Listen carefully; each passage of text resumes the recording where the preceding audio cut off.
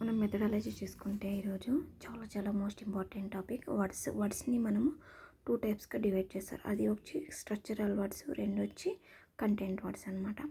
అప్పుడు అసలు structural words అంటే ఏమిటి, కంటెంట్ వర్డ్స్ ఏంటి చూద్దాం. అంటే స్ట్రక్చరల్ వర్డ్స్ అంటే మనకి ఇక్కడ ఎగ్జాక్ట్ మీనింగ్ అనేది ఇవ్వదన్నమాట. అలాంటి వాటిని మనం స్ట్రక్చరల్ వర్డ్స్ అంటాం. నెక్స్ట్ కంటెంట్ వర్డ్స్ తీసుకుంటే అది ఎగ్జాక్ట్ మీనింగ్ అనేది ఇస్తుంది.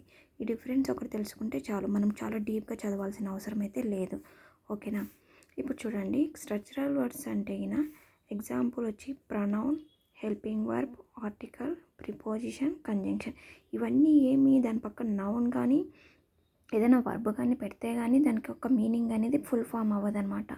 ఇప్పుడు ప్రొనౌన్ ఉంది, యాము, ఏమయ్యాము, ఈజీ, ఏమి ఈజీ, అట్లా ఈ విధంగా. ఆర్టికల్ ఏ అంది, అట్లుంటే ఏమి ఎగ్జాక్ట్ మీనింగ్ ఇవ్వలేదు కదా, అందుకు ఇవన్నీ కూడా మనకి వస్తాయి. ఇక్కడ ఎట్లా అంటే పార్ట్స్ ఆఫ్ స్పీచ్లో మనం ఇక్కడ తీసుకుంటే ప్రొనౌన్, ప్రిపోజిషన్, కంజంక్షన్, ఇంకా నెక్స్ట్ హెల్పింగ్ వర్బ్స్, ఆర్టికల్స్, ఇవన్నీ కూడా స్ట్రక్చరల్ వర్డ్స్ కింద వస్తాయి.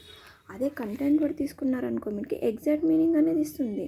ఇప్పుడు నౌన్ ఇస్తుంది, మెయిన్ వర్బ్స్ కూడా ఇస్తుంది, అదే అడ్జెక్టివ్స్ ఇస్తాయి, బ్యూటిఫుల్, అట్లా అడ్వర్బ్, సైలెంట్లీ, ఇట్లా స్లోలీ, ఇవన్నీ కూడా మనకి మీనింగ్ ఇస్తాయి. అంటే దానికి ఆపోజిట్ అయితే ఇది అనమాట. అంటే ఈ విధంగా కంటెంట్ వర్డ్ అని.